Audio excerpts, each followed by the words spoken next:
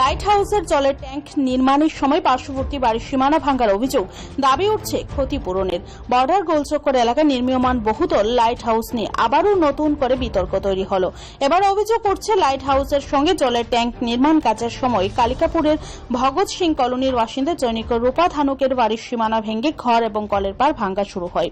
গোটা বিষয়টি নিয়ে অভিযোগ ওঠার পাশাপাশি দাবি উঠছে এই বিষয়টার গুরুত্ব অনুধাবন করে উপযুক্ত ক্ষতিপূরণ দেওয়া যাতে ব্যবস্থা করা হয়।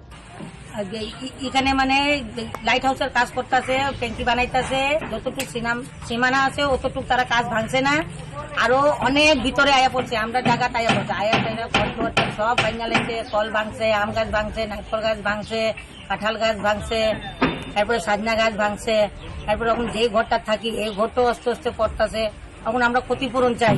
আমরা কাগজপত্র এলাপ কিছু সবকিছু আছে। আমরা তো 40-45 বছর ধরে আমরা এখানে থাকতেছি। মানে তারা আমরা কোথাও হরানো হয়েছে, তার আমরা কোনো কথাই শুনে না, তারা কোনো কথাই শুনে না। আমরা কোনো ক্ষতিপূরণ চাই, আর আমরা এখন যেভাবে আসি মানে এভাবে থাকতাম চাই, কিন্তু আমরা এই ক্ষতিপূরণ চাই সবকিছু। একটু যদি আয়ার দেখা যান তাহলে খুব ভালো হইব। কজন থাকে এখানে? এখানে তারা 2 বোন থাকে, মা বাবা কেউ নাই, তারা একেবারে আপাইজ। একজন হ্যান্ডিক্যাপ আছে আর একজন 2টা বাসার কাজ করে খায়, তারা মা বাবা কেউ নাই। এই 2টা গাছ টাছ লাগাইছিল, এটা দিয়ে চলতো। এই ঘরটা বানাইছিল, এটাও ভাঙতেছে। 1500 টাকা বাসাত পায়, এই বাসার 1500 টাকা পায়, এই ছানি টানি সবকিছু খুলছে। কলও ভাঙবো, মোটর অত সব ভাঙে। এই কি যেন কয় আপনারা, মানে কবে থেকে এই কাজটা চলতেছে? এই কাজটা আছে 3 দিন হইব। তারা কইছে হানা লাগাইয়া কাজ করবো, হানা লাগাইয়া কাজ করতে না। তারা আরো বেশি গাটকামি করতেছে, কাউ জোরামি কাজ করতেছে তারা আরো। আমরা কয় ঘর ছাইরা যাইতাম, আমরা ঘর ছাইরা কই যাইতাম? তারা 2 বোন কই যাইতো ঘর ছাইরা? তারা কাগজপত্র সব আছে, অ্যালটমেন্ট সব কিছু আছে, কই যাইতো তারা?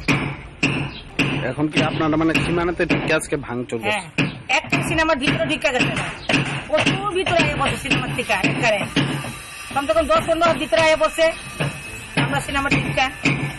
এখন আপনারা কি চাইতেছেন? আমরা কি চাই? আমরা এখন ক্ষতিপূরণ চাই, আমরা সম্পূর্ণ ক্ষতিপূরণ।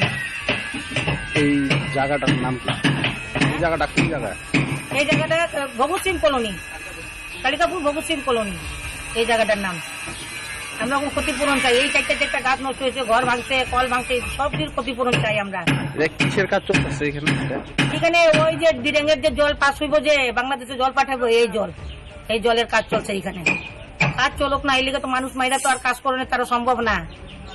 এই লিগে যে মানুষ মাইরা কাজ করবো তারা। আপনারা কি তারা মানে কইছিলেন যে আপনারা সীমানা এতটুকু এটা ইয়ে করবো বা কিছু কইছে তারা যে আমরা?